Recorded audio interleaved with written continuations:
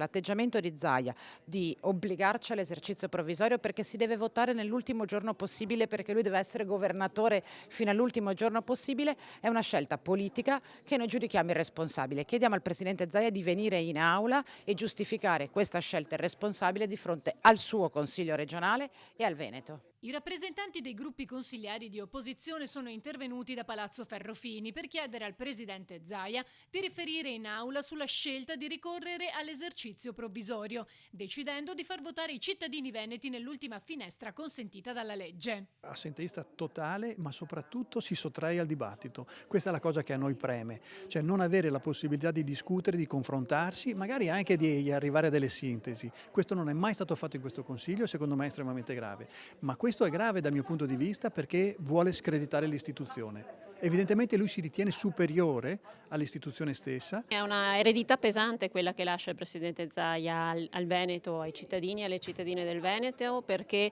non si potranno fare tantissime cose che in tempi normali, di bilancio normale si potrebbero e si possono fare, anzi sarebbe doveroso, come in Liguria e le altre regioni che sono andate appunto al voto nel 2024 hanno provveduto a fare un bilancio per il 2025, quindi dando la possibilità a chi è venuto dopo di poter decidere esattamente quello che voleva, come voleva.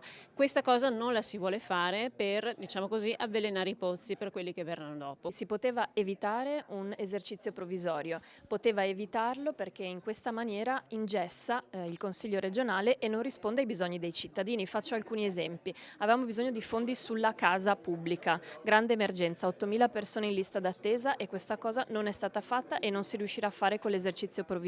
E due, le borse di studio degli studenti universitari che non abbiamo pagato nemmeno nel 2024. Con l'esercizio provvisorio rischiamo non solo di non pagarle, ma proprio di pagarle eventualmente in un estremo ritardo e le persone lasceranno l'università. Ecco, la scelta politica che il Presidente Zaia e la sua maggioranza ha fatto è una scelta irresponsabile perché blocca il Consiglio, non dà risposte ai cittadini e questo lo si è fatto per una pura scelta personale e politica, cioè piegare le istituzioni al proprio destino personale. Chiudere un'era così è veramente inglorioso. Zaia sta uscendo di scena da questi suoi 15 anni di governo del Veneto in maniera irresponsabile, ma nello stesso tempo coerente con quello che ha fatto fino adesso. Poco presente in Consiglio regionale, praticamente il presidente più assenteista d'Italia, e poco presente anche con le minoranze che non hanno mai avuto la possibilità di confrontarsi con lui. Io mi auguro che gli elettori finalmente si rendano conto e che ci sia veramente un'ondata di novità.